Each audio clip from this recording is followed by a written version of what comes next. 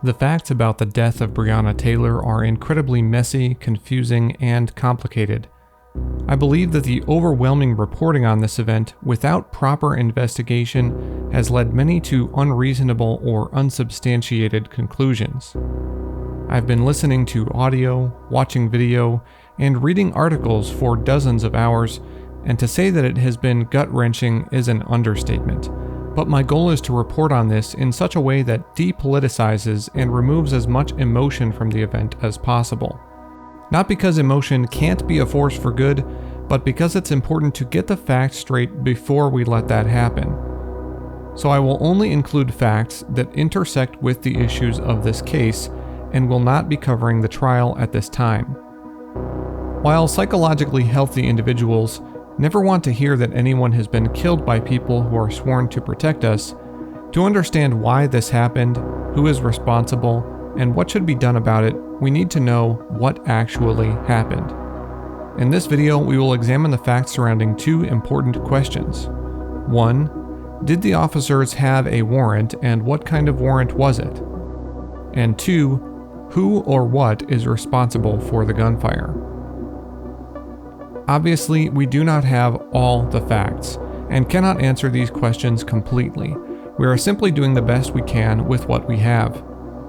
To begin, let's understand the general timeline and conclusive facts of the event.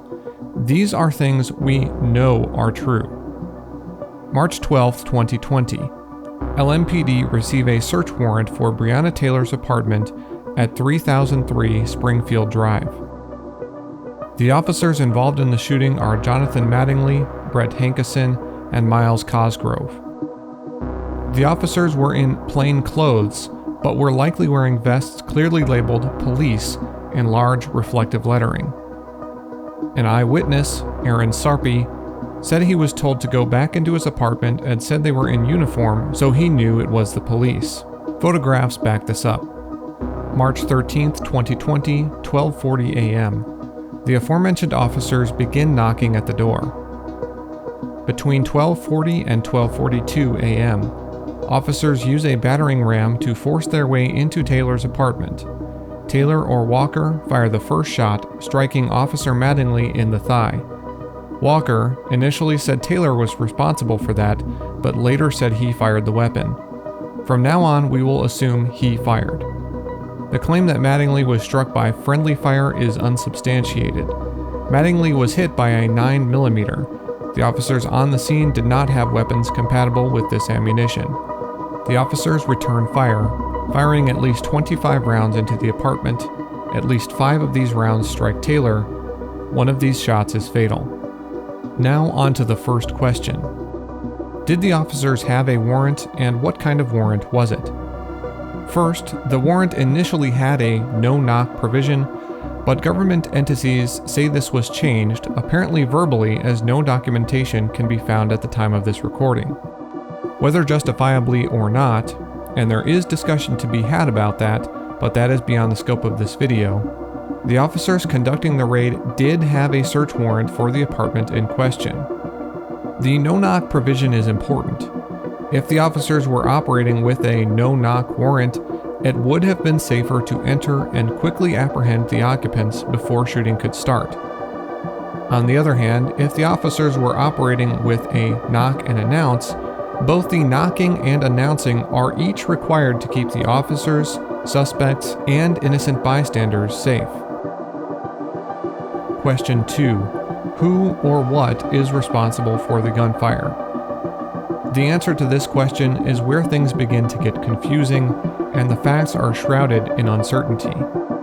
If police adequately announced themselves, and both Kenneth Walker and Breonna Taylor heard them, the responsibility for the gunfire which transpired would rest squarely on the shoulders of Walker, who fired the first shot.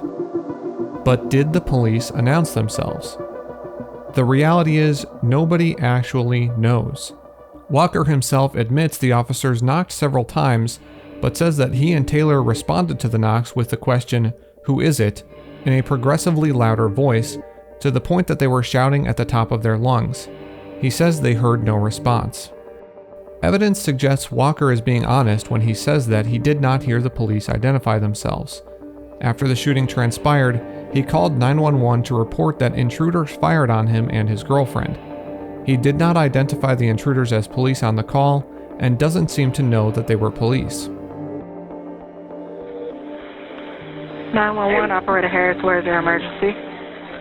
I don't know what happened. Somebody kicked in the door inside my girlfriend. Oh my God. Okay, how old is your girlfriend? She's 26. Bring it. Oh You said 26, where was she shot at? I don't know. She's on the grill right now. I don't know.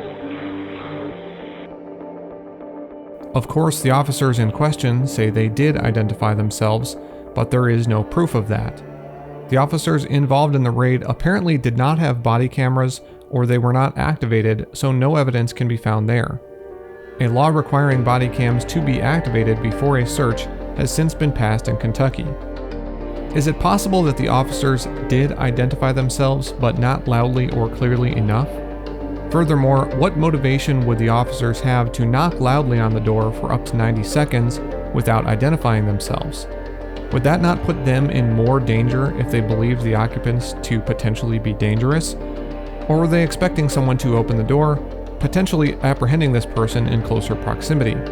The New York Times points out that among the officers outside her door were men who had been trained by David James, the city council president. During his 19-year career as a police officer, he had instructed recruits at the local training academy about dynamic entry. Especially when executing a warrant at night, he said he told them to yell "police" at the top of their lungs, specifically so that occupants would not mistake them for an intruder. Quote, "So everyone can hear, neighbors, people down the street," end quote.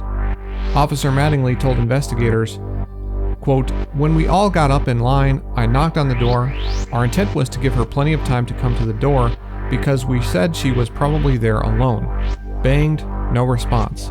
Banged on it again, no response. At that point we started announcing ourselves. Police, please come to the door." It's been widely reported that 11 out of 12 witnesses say they did not hear a verbal announcement. That may be true, but that fact alone is misleading without context. First, the New York Times is referring to interviews they conducted themselves, not to the ones conducted by the investigators with the LMPD.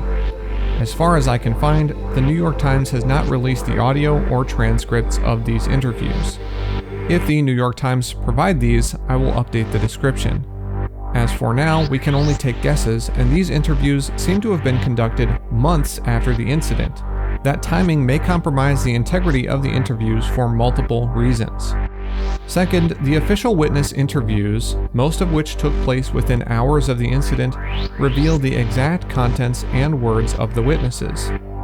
The important context is that most of the witnesses either 1. Were asleep until they heard the gunshots, or 2. Were awake but also did not hear the knocking. The fact that they didn't hear the police announcement doesn't mean it didn't happen, because they also didn't hear the knocking, but we know that did happen. So their testimony that they did not hear the officers announce themselves is not compelling evidence that it didn't happen. One witness, Aaron Sarpy, said he heard one or more officers scream "police" one time. His testimony is somewhat in alignment with Mattingly's. Both seem to agree that the officers banged on the door multiple times before they announced themselves. Aaron Sarpy originally said the police did not identify themselves. We do not know why his testimony changed, but it isn't fair to assume he's lying. If we assume, for the purpose of this report, that the search warrant for Taylor's apartment was issued justifiably, and that the warrant was changed to a knock and announce, the situation seems to hinge on whether or not the officers properly identified themselves. While it is easy to believe Walker given his testimony and 911 call, the fact is that we lack hard evidence one way or another.